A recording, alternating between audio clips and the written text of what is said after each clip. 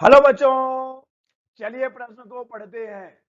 दो ट्रेन एक दूसरे की ओर समान वेग से आ रही है। ध्वनि का वेग 340 मीटर प्रति सेकंड है।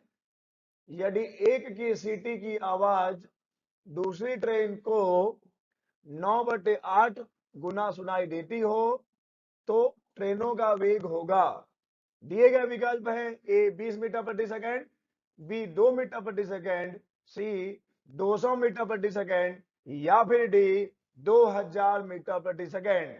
तो चलिए बच्चों, सबसे पहले हम लिख लेंगे मूल अवधारणा जिस पर यह प्रश्न आधारित है। तो मैं लिख रहा हूं मूल अवधारणा। यह प्रश्न आधारित है डॉपलर प्रभाव पर। डॉपलर डॉपलर प्रभाव डॉपलर प्रभाव। बच्चों, हम जानते हैं कि डॉपलर प्रभाव के अनुसार यदि यदि किसी ध्वनि स्रोत तथा श्रोता के बीच कोई आपेक्षिक गति होती है। आपेक्षिक गति। बच्चों, आपेक्षिक गति कहने का मतलब यह है कि एक के सापेक्ष दूसरे की स्थिति में परिवर्तन होना चाहिए। और यह तब हो सकता है जब दोनों में से कोई एक गति में हो या फिर दोनों ही गति में हो।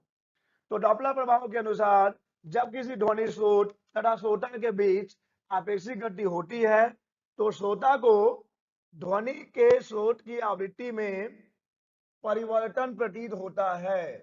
कहने का तात्पर्य यह है कि अगर ध्वनि स्रोत न्यू आवृत्ति उत्पन्न कर रहा है तो श्रोता को कुछ अलग ही आवृत्ति प्रतीत होती है। इसी प्रभाव को कहा जाता है बच्चों डॉपलर प्रभाव।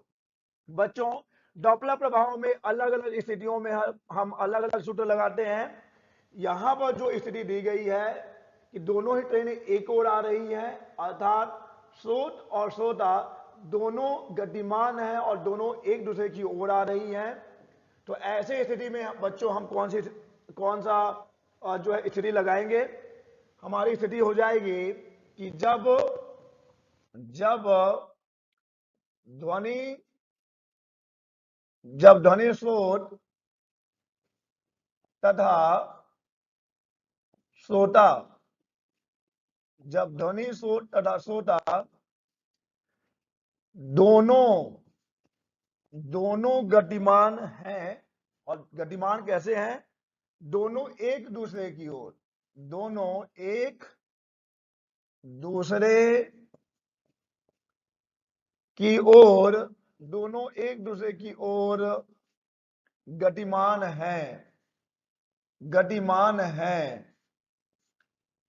तो बच्चों, इस स्थिति में जो सूत्र लगता है आभासी आवृत्ति का वह होता है न्यू डैश बराबर v प्लस वी नॉट बटे v माइनस वी एस गुणा वास्तविक आवृत्ति। बच्चों, यहां पर v है ध्वनि की चाल, v है ध्वनि की चाल और v नॉट है श्रोता की चाल और वी एस है स्रोत की चाल। वी एस है स्रोत की चाल। तो चलिए बच्चों, इस मूल अवधारणा की सहायता से हम प्रश्न को हल करेंगे और पता करेंगे कि इनमें से कौन सा विकल्प सही है। बच्चों, प्रश्न को जरा ध्यान से पढ़ते हैं। दो ट्रेन एक दूसरे की ओर समान वेग से आ रही हैं। तो यह तो साफ है कि श्रोता और स्रोत दोनों ही एक दूसरे की ओर आ रहे हैं। ठीक है बच्चों, तो वी एस और वी ओ दोनों का मान भी बराबर है। याद रखिएगा, वी एस और वी ओ दोनों का मान भी बराबर है और दोनों एक दूसरे की ओर आ रही है। ध्वनि का वेग दिया गया है बच्चों 340 मीटर प्रति सेकंड। तो ध्वनि का वेग है 340 मीटर प्रति सेकंड। और यहां पर जो आभासी आवृत्ति है वह वास्तविक आवृत्ति का 9/8 गुना है। अर्थात यहां पर न्यू डैश बराबर है 9/8 न्यू।